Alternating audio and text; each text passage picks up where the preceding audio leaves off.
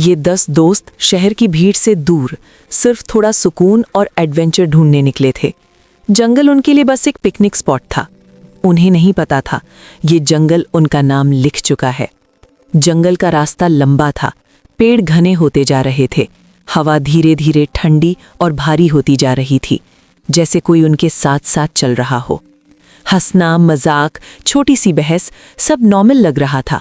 लेकिन जब सूरज नीचे जाने लगा, जंगल का रंग बदलने लगा, और उस रंग के साथ उनका वक्त भी। दूर पेड़ों के बीच एक पुराना सा घर दिखा। ना कोई रास्ता, ना कोई आवाज, सिर्फ खामोशी और एक अजीब सा एहसास। घर के बाहर खड़ा था एक बुढ़ा। मुस्कान उसके चेहरे पर थी, लेकिन आंखों में कुछ और, जैसे वो सिर्फ देख नहीं रहा था, गिन रहा था। वो कुछ बोला नहीं, सिर्फ घूरता रहा, और उस घूरने में इतनी ठंडक थी कि दोस्तों का दिल बिना वजह तेज धड़कने लगा। घर के अंदर कदम रखते ही हवा रुक सी गई।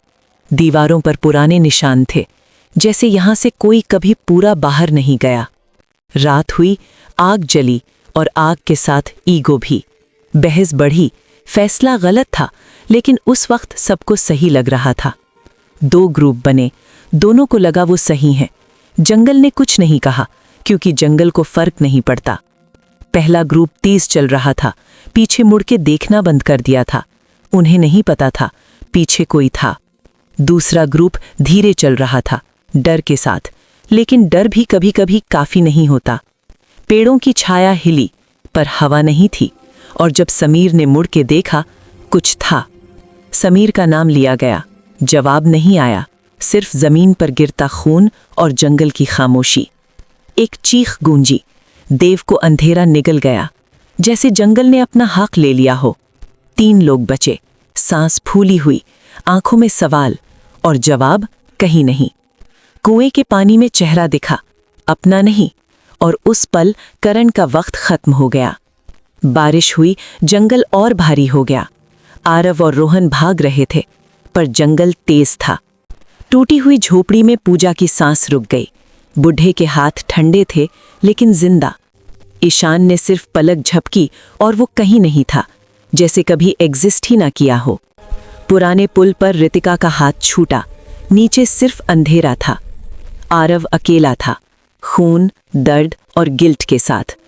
मीरा भाग रही थी, सांस, पैर, दिल सब एक साथ। बुढ़ा अब छिपा नहीं था, अब वो सच था।